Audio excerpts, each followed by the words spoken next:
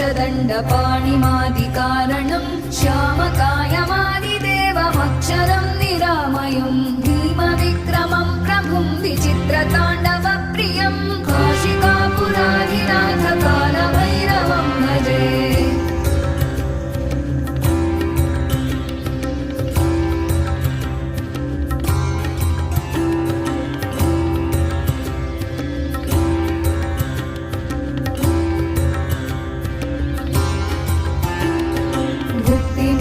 दायकं प्रशस्तचारुविग्रहं भक्तवत्सलं स्थितं समस्तलोकविग्रहं विनिक्मणं मनोज्ञहेम किङ्किणीलसत्कटिं काशिकापुराधिनाथकालभैरवं